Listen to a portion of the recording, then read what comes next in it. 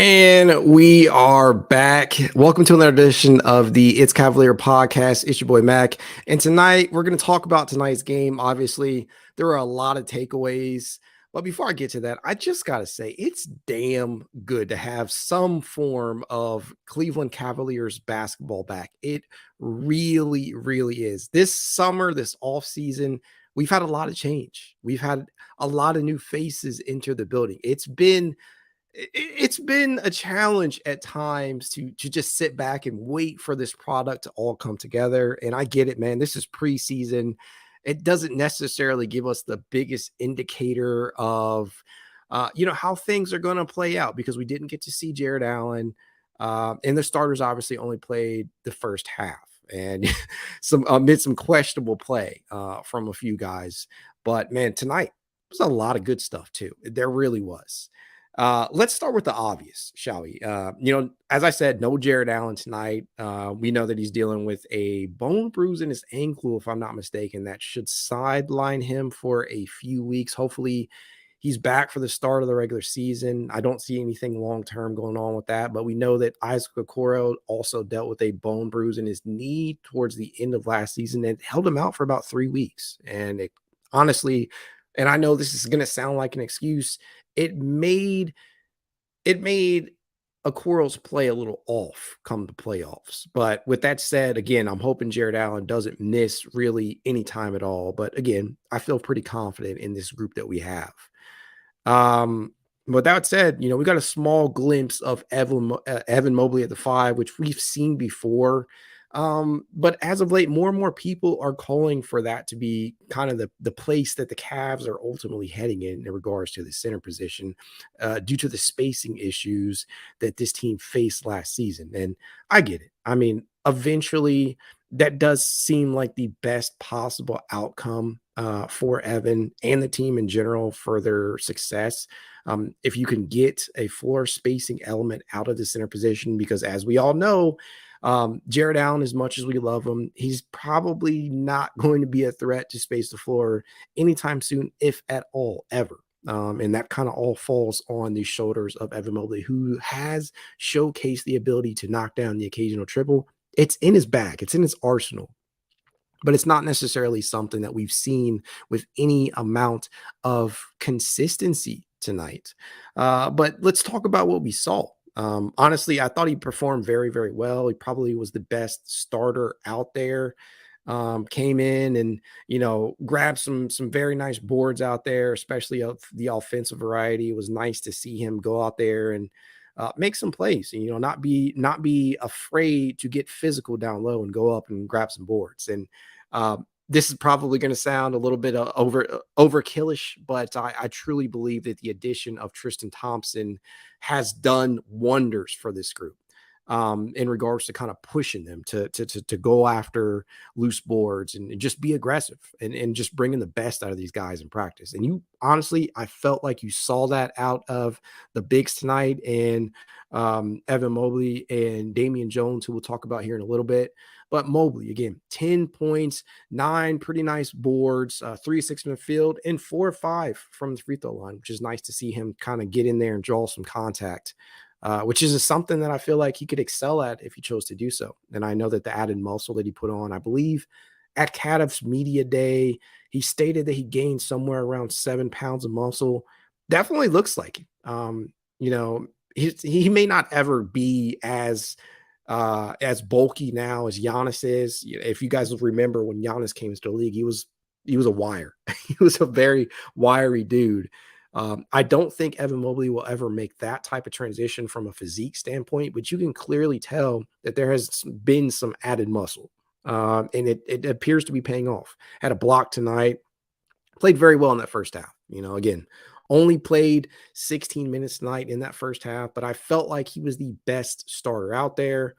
Sans Donovan Mitchell, who was okay tonight. 10 points, 3 boards, 2 assists, 4 or 9 from the field, shot 1 of 4 from 3-point range. He garnered 3 steals. Donovan Mitchell, since he's come to Cleveland, he's actually been a pretty underrated defender. And, I know that was a big I believe that that was a big point of his game coming out of college, but it just hasn't necessarily transitioned to the NBA at all times.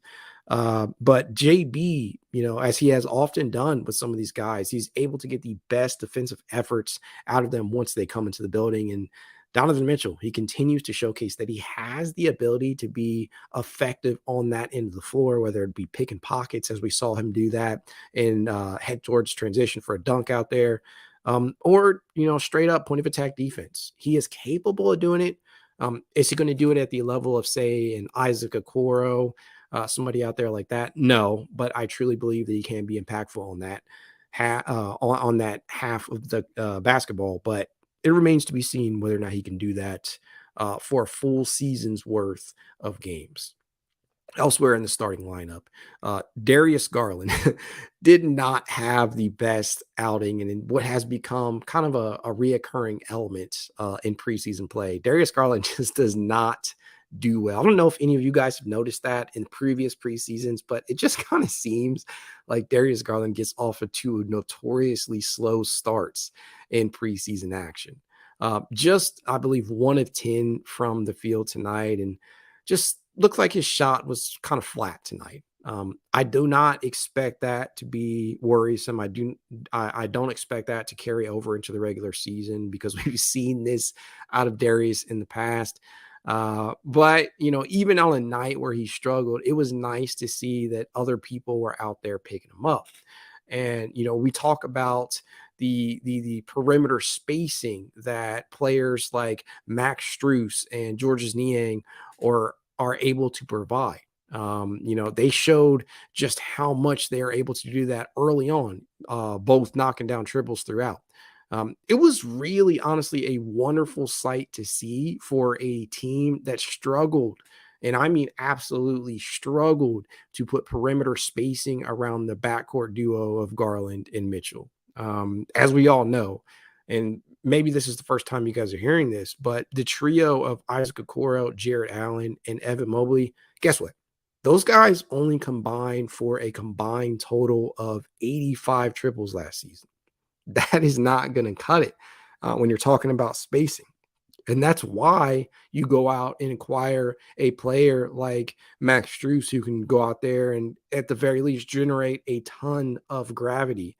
Only shot 35% from 3-point range last season, but the quality of shots that he was taking, man, opponents had to pay attention to him out on the corners or at the top of the key. Top of the arc. The guy is absolutely money if you leave him open.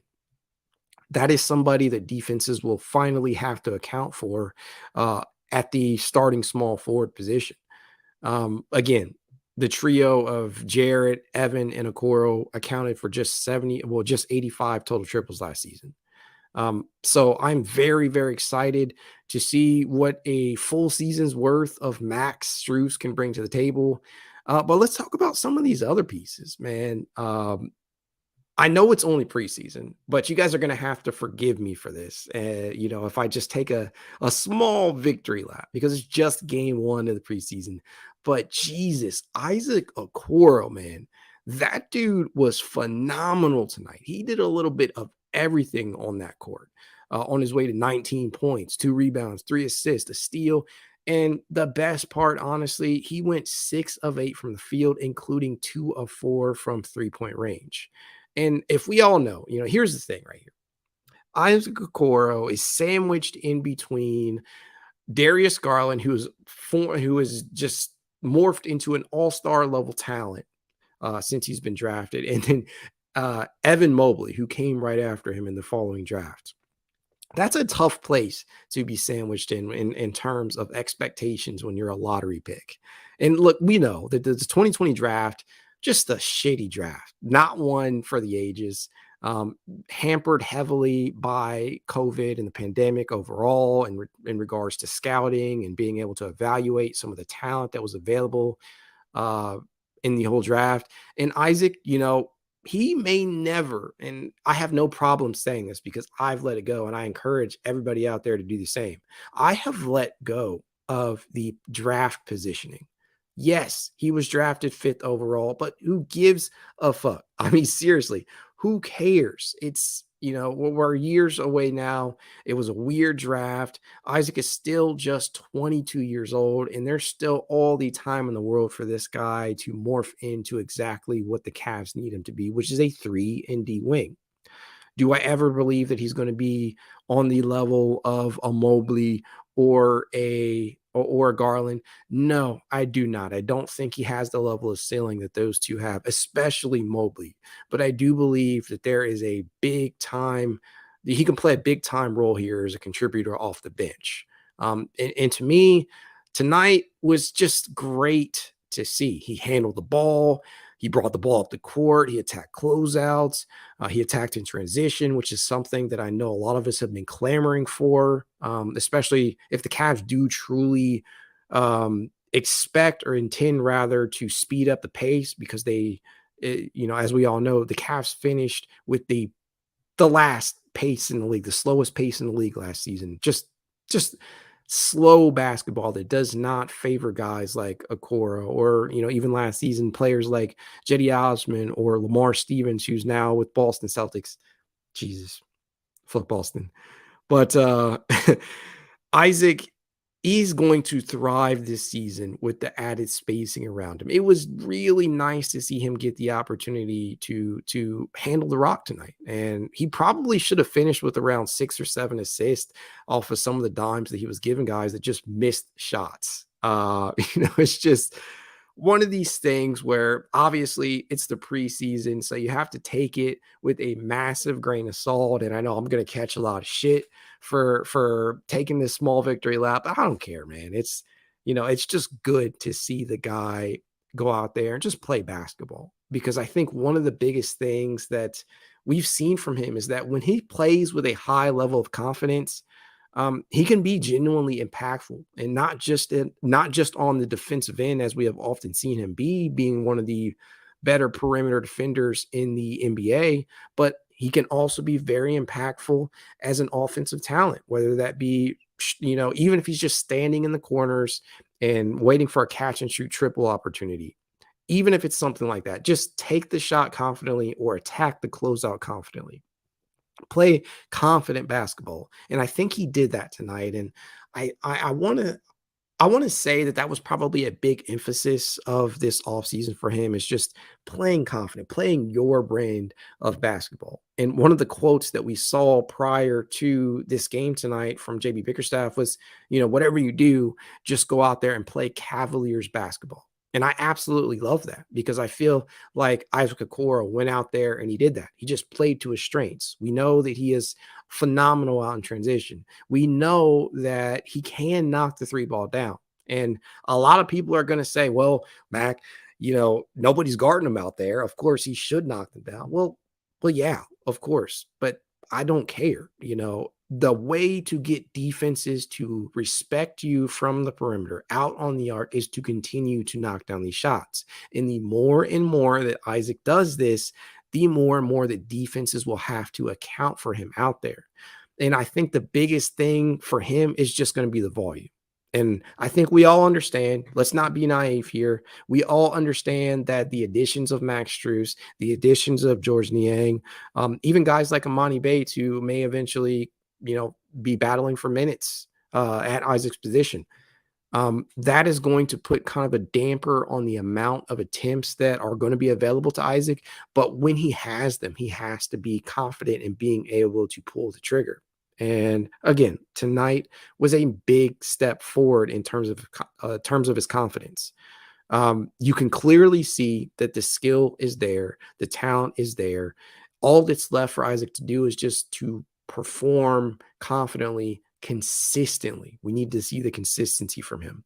It remains to be seen what his role is going to be on this team long term, whether or not he's going to be a staple in the rotation for years to come. But this season can go a long way in determining that.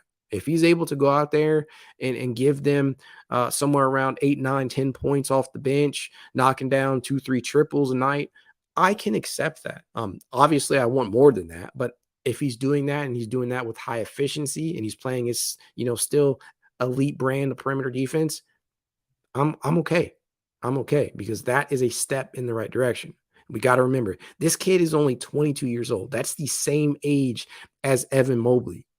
Very, very, very young, and still a lot of time and development that should still be in there.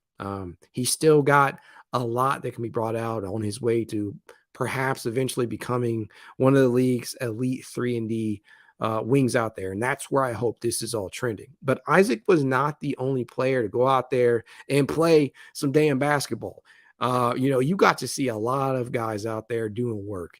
Let's talk about Amani Bates for a minute.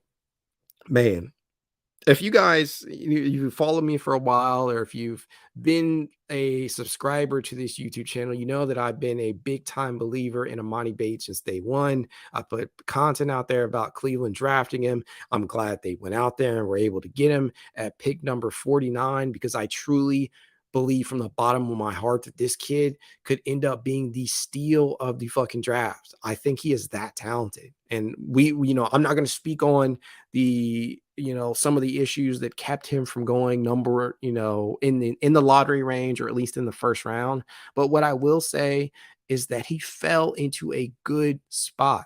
He can come in. He doesn't have to have the pressure of performing like some of those lottery picks do right off the bat. He can just come and soak up some minutes in the G League, because I think the best thing for his development is going to be going out there and getting, 30 plus minutes a night with the Cleveland Charge. And after tonight's game, obviously, there's going to be a lot of chatter of, well, Amani Bates is good enough to be on the big league roster. And you know what I say to that? I say, okay, sure. But is he good enough to crack the rotation when fully healthy? I'm just not there yet. Let's slow the roll. Let's slow the roll on that a bit. Let me cool that off. I will start off by saying this. Amani Bates was absolutely phenomenal tonight. 10 points, 2 rebounds, 4-7 from the field, 2 of 5 from three-point range. But here, if there's one thing that I want you to take away from this from this reaction video tonight, is not necessarily the fact of the stats. I want you to ignore the points. I want you to ignore the field goal percentage. What I want you to take stock of is the confidence. The confidence that Amani Bates had to go out there and pull the damn trigger. Things that we talk about with Isaac Okoro. Be confident. Be consistent. Don't be afraid of the moment. Amani Bates has that. It's innate. It's built in. And it's something that he has always had. He is a shooter, a born shooter, and he will shoot the damn ball if he feels comfortable. Even if you have 2-3 guys defending him in his face, he will pull that trigger. It's very, very J.R. Smithian, if I don't, if I don't say so myself. But it was very, very nice to see a young fellow like that, because I believe Bates is only 19 years of age. And that just makes me feel old. I know I have older people who are subscribed to this channel. I'm 30 years old myself, and that's not necessarily old, but 19 years old, that's a big difference. And this kid, and I feel qualified to say that again, this kid came out there from the jump and just showcased an immediate ability to take over the moment. And I think that's big time. And I think that's going to translate to the NBA level. That, my friends, is a star level quality. Now, don't get me wrong. It can get you into some trouble. It can get you into some hot water. It can put you in the doghouse, especially, we know JB. We know that he don't play that shit. But after experiencing the perimeter woes that we did last season, I got to say, man, I really, really hope this kid is up with the big league squad sooner rather than later, because I definitely feel that he has the skill set. It's just going to come down to opportunity, because there is a lot of mouths to feed in the rotation right now, and there's a lot of players that he has to outplay in order to do that. When you're talking about the rotation right now, we obviously have our starting 5 set. It's Darius Garland, Donovan Mitchell, Max Strus, presumably, who started the game tonight, at the power forward position of all things, since Jarrett was out. But those 3, and then you have obviously Evan Mobley and Jared Allen. Your 6th man, when healthy, is presumably Karis LeVert. George Niang is going to get his time. That's 7. Then you start looking at Isaac Okoro, who, who can line up anywhere from 6 through 8 right there. So those 8 players will play on any given night. They will probably be the most likely to be in the rotation. That ninth and 10th spot, that's where things get dicey. That's where shit gets dicey because you saw Ty Jerome, who we probably should talk about here a little bit, play very well. And I think that he could be a sleeper. He could be a sleeper for heavy rotation minutes, especially if Ricky Rubio is truly done. And we just don't know enough about that whole situation. We wish him the best. Hopefully he's doing well in his mental health and his journey with that. But Ty Jerome, that's another player who is presumably ahead of Amani Bates in the order. That's 9 people right there. You talk about Dean Wade, who came out and gave some pretty good minutes tonight, looking finally healthy. Because, I think one of the biggest concerns we had in this last playoff series against the Knicks was that, well, shit, Dean Wade got played off the court. He just didn't look like himself, didn't give good minutes at all, and got pulled very early. And that left us going small. So Dean Wade's out there. Then you got to factor in the fact that the Cavs don't necessarily have a bona fide option at the backup center outside of Damian Jones. And kill me for saying this, Tristan Thompson, who we'll talk about here in a minute, that's not necessarily a guy that you want out there every single night. You want him as an emergency option. You want him out there pushing these guys, being a bruiser, being an enforcer out there, maybe a little bit of a change of pace if you need a guy who can come out there and, grab some offensive rebounds. But Damian Jones is probably the Cavs' most likely option at that backup 5 position, and he did not disappoint tonight. 8.6 boards out there off the bench in 20 minutes or so, and had 2 nice blocks. But that just goes to show, I say all this to say that there are a lot of mouths to feed. To circle back here to Amani Bates, there are a lot of mouths to feed before Bates can really have his turn. And I think he's going to have to kind of wait it out. But that's not a bad thing. I don't know why certain people believe that Amani Bates playing some minutes in the G League to start out his career is a bad thing, because we've seen it help players in the past in honing their skill sets or just biding their time until they have an opportunity. And I think the case is not really going to be any different for Amani. But we're going to have to see. Tonight was a great start. He looked ready for the moment, didn't appear frazzled or nervous at all. You could just tell that this is where this dude belongs. This kid, he's an NBA player. And for anybody out there who believes that this guy does not have NBA caliber talent, I don't know what the hell you're watching, because this kid can play. He belongs in the NBA, and you can tell. You could tell at Summer League, but if it wasn't clear then, I really hope that shit is cleared now. We're gonna have to see how he progresses throughout this preseason and as the regular season wears on. But I have a ton of confidence in this kid, and I really, really hope he gets an opportunity sooner rather than later. Some of the other additions that we made over this offseason did get to, see some time out there. We got to see Craig Porter Jr., who unleashed a very nice dunk, showing no fear. And I remain very, very amazed at just the level of athleticism that this dude has, being as short as he is at 6'2". And I know that kind of sounds like a slight, because I'm 6 foot even. Craig Porter Jr. is obviously taller than me. But you just don't necessarily see point guards of his stature out there throwing down jams like that while being contested. It's something that we saw a lot of in summer league action, and it wasn't any different tonight. So it was very cool to see not Amani Bates, but Craig Porter Jr. go out there and showcase some of the athleticism. We saw Zaire Smith, I believe, and I'm not a huge believer in his game. I don't think we're really going to see a ton of him. Didn't get to see any Pete Nance tonight. I was a little bothered by that, but it is what it is. And then obviously Sam Merrill, he was out there contributing.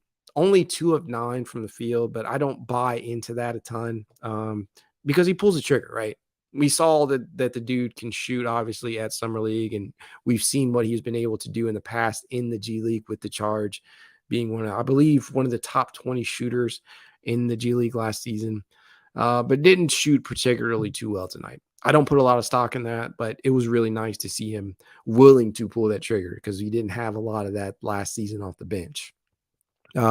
Sharif Cooper, um, it's tough, man, because you look at the stat line here: 2 points, 4 rebounds, 6 assists, and playmaking was in his skill set coming out of college, but he just hasn't really had an opportunity at the NBA level, like a real opportunity. And suffice to say this, but I don't think he'll get a real opportunity with the Cavaliers either. I truly hope that his and this is what I think this is. I think this is basically an audition for other teams for him because you're just in a stacked rotation or a stacked roster in terms of guard play. You have Darius Garland, you have Donovan Mitchell, who's capable of playing point guard. You have Karis LeVert, who can damn near play 3-4 positions out there. Ty Jerome is now on the roster and likely to be in the rotation at some level. That's 4 guys already right there. And then you talk about Isaac Okoro, who is going to be seeing minutes at the guard at least the 2, at points. There's just no real room. And that's without factoring in Ricky Rubio. Again, there's no real room for Sharif Cooper. And that does kind of suck, but I'm hoping that he plays well enough to earn an opportunity with another team. A real opportunity, not just the G League, because I feel like he's better than the G League. And I know a lot of people have made this kind of remark about him in the past that he is good enough to be he is better than the G League, but not quite good enough to be in the NBA. And I know that a lot of players have actually found themselves in that same type of situation or scenario. I hope that does not end up being the case for Cooper. But if it is, he can obviously still carve out a very nice career either overseas or in the G League. But again, I say all that to say I hope Cooper is able to garner some type of opportunity off of his preseason action. Remains to be seen. Another face out there that I was very, very happy to see, I already mentioned his name earlier, Tristan Thompson, back like he never left. Immediately comes in and makes an impact on the boards, grabbing an offensive rebound, generating another possession. Those of you who have been longtime Cavalier fans, at least since the 2011 season where, Thompson entered the NBA alongside Kyrie Irving. Thompson was the number 4 pick in that draft. I'll say this. Tristan Thompson was probably my favorite player, of that era, in terms of just the ability to go out there and be an Iron Man, not be afraid to go out there and get physical, just play his role. Because I think nowadays everybody obviously wants to be a star. Everybody wants to do this or that. Tristan Thompson never made any bones about that. He just went out there and did what the Cavs needed him to do. That's play defense, grab some boards, and run the floor, catch some lobs. He never truly shied away from when he was needed. And I love that about him. He performed probably better than Kevin Love in some of the finals runs that we had. And he's a very underrated part of the Cleveland Cavaliers history. Don't know if I'll ever have his jersey retired. I wouldn't mind seeing it, but I am very glad to see that dude back in town because he's at 32. I believe he still has some stuff left in the tank. He can still contribute. So it was a long time coming, man. I'm glad that he'll hopefully be able to finish his career here. And he gave us, yes. Came into, for those of you who are wondering what I'm commenting on right now, John Vaughn in the comments, Double T came into the league shooting left-handed and switched a couple years in. Yes, that was very wild. It's something that you don't often see. I believe he was one of the first in his position at center or power forward to do that. And it's something that they talked about a lot at the time. And he's been able to carve out a very impactful career, as I believe he's amassed 8 seasons in the top 20 in offensive rebounds. As we all know, that's his calling card, being able to go out there and sky for an offensive board. He's got one of the motors that just run and run and run. And I know that that's been kind of like a recurring element for this team, especially in regards to the bigs. You can't teach that. You can't. You either have it or you don't. It remains to be seen if Evan Mobley has that same type of want or willingness or motor to do so. It remains to be seen if Jared Allen has that either. And that's no slight against him, but everybody just doesn't have the same type of motor that a guy like Tristan Thompson has, and that's what made him so special. Just going out there, and now that he's kind of playing in a different role in the back seat and providing some veteran leadership and able to push these guys in practice to the best of their abilities, hopefully, and just being, a jovial dude going out there and lightening things up when the situation calls. That's something that's big time. And I applaud Kobe Altman for his decision to bring Tristan Thompson back into the fold because, you could have done much worse with your 14th man. You could have gone in a lot of different routes. And, we all were calling for different names, whether it be John Wall or, Boogie Cousins, players like that. But I am stoked that they brought Tristan Thompson into the fold. Do I think that he's going to be an every night contributor? No, I don't want him to be, obviously. There's just too many mouths to feed, and you want to see the continued development of guys like Evan Mobley. But he's a valuable addition, and he showed just how impactful he could be tonight.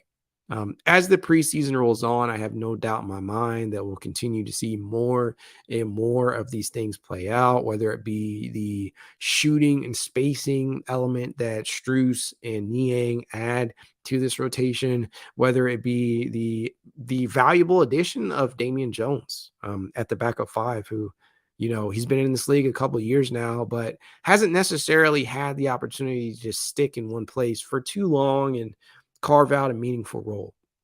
Last season, I believe he bounced between LA and Utah, but I see a real opportunity for Jones to immediately step in and give the Cavs some good minutes at that backup five position, whether that be 10 to 15 nights or whenever they want to go just matchup dependent, because it won't be every night that Jones sees the court either, ideally. But to know that you have an option out there that's capable of giving you at least more than Robin Lopez or, Ed Davis has in the past, um, that's big time to me. And that's going to be a valuable addition as the season wears on, because we know, God forbid, that this team experience any more injuries over this, upcoming 2023-24 season, as we've seen in the past, just with some poor injury luck at inopportune times.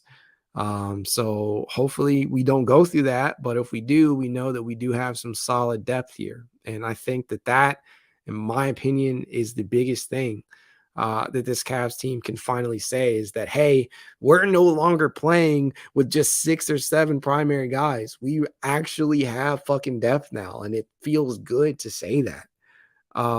Last season you couldn't, because you really just had 6, 7 guys going out there and contributing, and that obviously played out in the postseason. In that Knicks series, you saw that. You saw what playing 38, 39 minutes a night in the regular season can do to you, and then having to do that again in the playoffs. So I'm just overall very, very happy about the amount of depth that we have now, and I feel like we're going to see more and more glimpses of that as the season wears on, as Cavs blow people out. You get to see players like Amani Bates or Damian Jones or Isaiah Mobley go out there and give you some minutes, and that's big time. That's about it. That's all I have for tonight. It was just one game, but that's enough for me. I'm glad that this shit is back. I'm glad that we can finally come back on here and talk Cavs basketball. We know how stale the offseason can get in regards to basketball in general, right? And it just makes me feel good that we can come back on here and talk some Cavs basketball. With that said, you guys know how to reach me if you want to, at @ItsCavalier_pod on Twitter, TikTok, Instagram, YouTube, and more. If you want to be added to the exclusive It's Cavalier Discord chat, you know what to do. Leave a rating, leave a review, send a screenshot of said review to itscavalier53@gmail.com, and I will send you an invite personally. That said, go Cavs and have a good night.